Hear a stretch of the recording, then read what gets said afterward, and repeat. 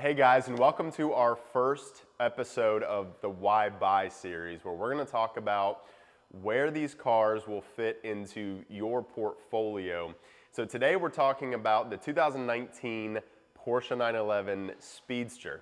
I'm going to go through why I think it's one of the most underrated 911s out there. We're going to talk about the driving experience, and then finally we're going to go over which bucket it fits in, whether it's for a driver, a collector, or a hybrid of both. So starting with why I think this is one of the most underrated 911s, when people come in here and we start talking about the Speedster, the first thing they always say is, isn't it just a GT3 with a convertible top? And at first that's what I thought the car was when I first got introduced to the Speedster. But as we started selling them and as I started learning more about the car, I realized very quickly it is not a GT3 with convertible top at all. It is so much more than that. So I'm going to go through a couple of the things that make the Speedster so unique. I don't think we have enough time today to go through everything. There's a lot of great articles written out there about this car. But first and foremost, this car is the first Speedster that was produced by the Porsche GT branch. So the 997 Speedster was based on the GTS. Not a GT model car.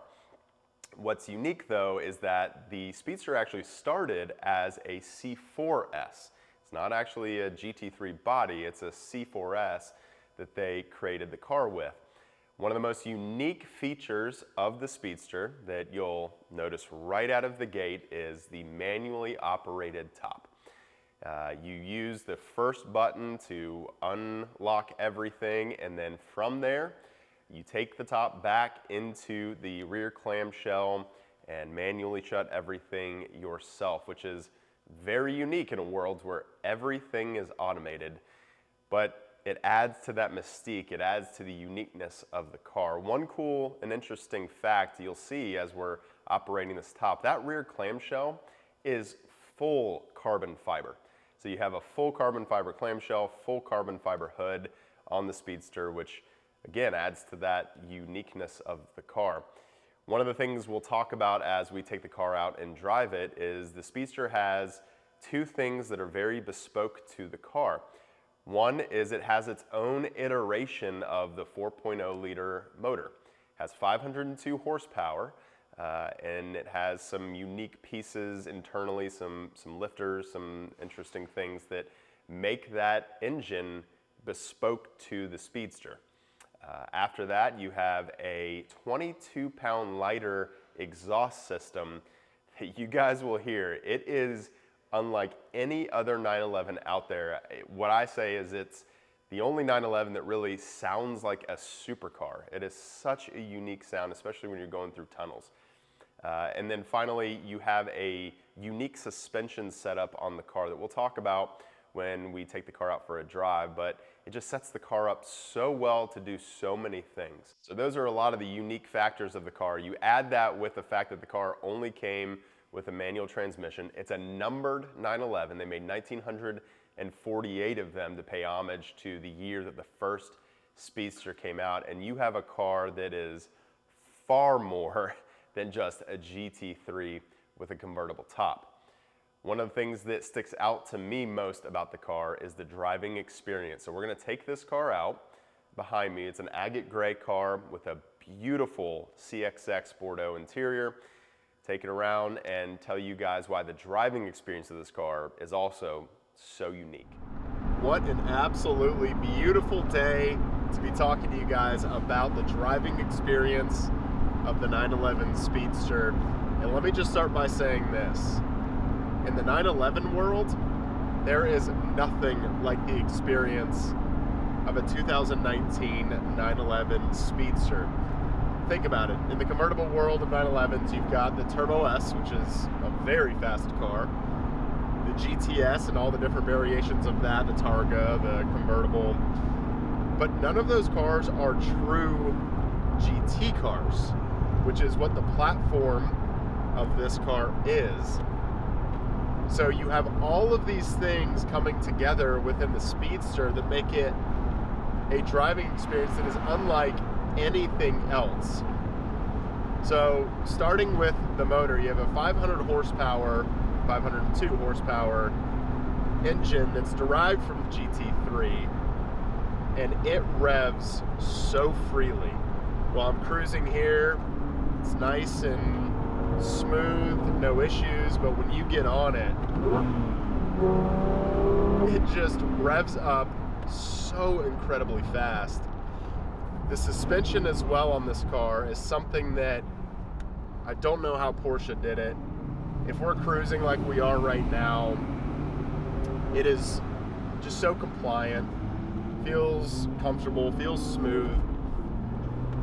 But when you take it on a twisty road, we're not going to do that here today, but believe me, it is so planted. And what really sticks out is the back end. The rear end of this car is magical. It never really gets out, even though you feel like it would with that bulkhead back there. And it's just such a fun car to drive on the twisty roads. Now, the number one thing that I mentioned on this car that's unique and special has to be this exhaust. And as we go under this tunnel here,